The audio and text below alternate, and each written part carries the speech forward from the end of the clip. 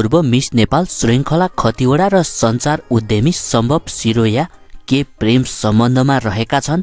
आज हामी यसै विषयमा चर्चा परिचर्चा गर्नेछौँ। यति बेला श्रृङ्खला खतिवडाको नाम सञ्चार उद्यमी सम्भव सिरोयासँग जोडिएको छ।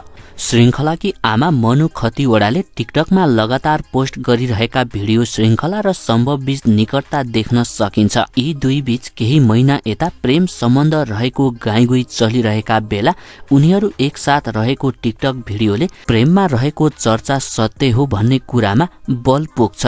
यी दुई बीचको केही महिना यता प्रेम सम्बन्ध रहेको गाईगुई चलिरहेको बेला सम्भवले प्रेमको हल्लालाई पुष्टि हुने गरी शनिबार इन्स्टाग्राममा एक तस्बिर सेयर गरेका छन्। जुन तस्बिरलाई श्रृङ्खलाले खिचेको देख्न सकिन्छ। जुन तस्बिर श्रृङ्खलाले खिचेकी हुन्। श्रृङ्खलाले खिचेको उक्त तस्बिरमा झ्यालको सिसामा श्रृङ्खला नै देखिएकी छिन्। उनीहरूको यो तस्बिर थाहा भएर नै सार्वजनिक भयो या अन्जानमा भयो, यो उनीहरूले नै जान्ने कुरा भयो। कान्तिपुर मिडिया ग्रुपका अध्यक्ष कैलाश सिरोयाका छोरा सम्भव पनि अमेरिकामा छन्। श्रृङ्खला पनि अमेरिकाको हार्वर्ड युनिभर्सिटीमा अध्ययनरत छिन्। अमेरिकामा नै यी दुई बीचको मायाको कोपिला पलाएको बुझिएको छ। यी दुईले खुलेरै प्रेमबारे नखुलाए पनि प्रेमको चर्चा भने सामाजिक सञ्जालमा चुलिएको छ।